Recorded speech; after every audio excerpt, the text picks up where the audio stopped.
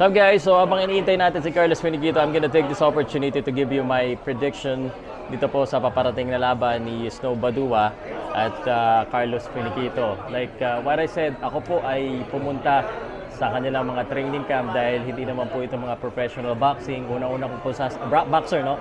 Unang-una ko po sasabihin, do not expect it to be like a professional boxing. But nangako naman ng ating mga celebrity na fighters na bibigay nila ang magandang laban. But it's not gonna be the same as a professional boxer, syempre. Sige, ano muna tayo? Feast, tail of the tape. Yung ating alam po, tail of the tape natin, medyo mas nakakatanda po si Snow Badua. 47 yata against 38 years old lamang si Carlos Finiquito. So, talo po si Snow Badua sa edad dahil sa boxing nga po, pagdating nga po ng 34, 35 years old, 36, swerte na kung nakakapag-boxing pa, no? So 40. So medyo mahirap po 'yon. At sa laki naman tsaka sa haba lamang na lamang din po itong si Carlos Finiquito dahil siya po ay basketball player. 6'1" at 5'7" lamang po si Snow Badua listed.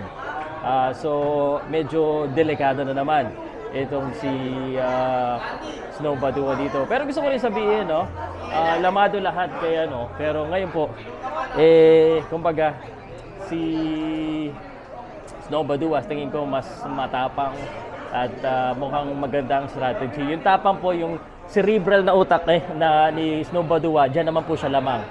So sa tingin ko, before the fight, yung mga trash talk, baka mapunta sa utak ni Carlos Finiquito, maapektuhan yung kanyang laban, matakot siya. If ganun po mangyari, pwede po lumabang. Sa stamina po, medyo questionable pareho. Hindi natin alam kung sino talaga ang tunay na lamang. Pero masasabi ko sa inyo, Carlos Finiquito has been training with real boxers. At si Snow Badua naman sparring with real fighters din.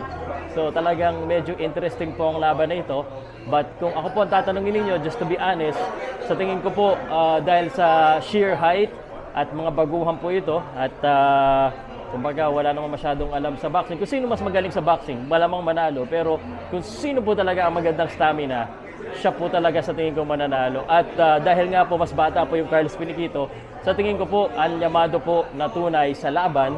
Alam ko lamado si Snow Badua sa fans. Siguradong mas marami pong mag-cheer kay Snow Badua kasi mas sikat po siya. So, Snow Badua lamang sa fan. Pero if we're talking about just the fight itself, sa tingin ko po, mas lamang po si Carlos Finiquito. But sa skills naman, yan ang hindi natin alam. Mukhang maganda rin ang development po ng skills ni Snow Badua. So at the end of the day, it will be a very interesting fight dahil hindi natin alam kung ano mangyayari. Sila ba ay hihingalin? Tatapos ba sila ng third round? Or may mababaksak pa? I don't think may babaksak, honestly speaking. But, posibleng may TKO. Kasi medyo pagbara-bara minsan yung suntok at dahil mga baguhan, ako, inisparing ko kasi pareho, nasaktan ako ni Carlos eh.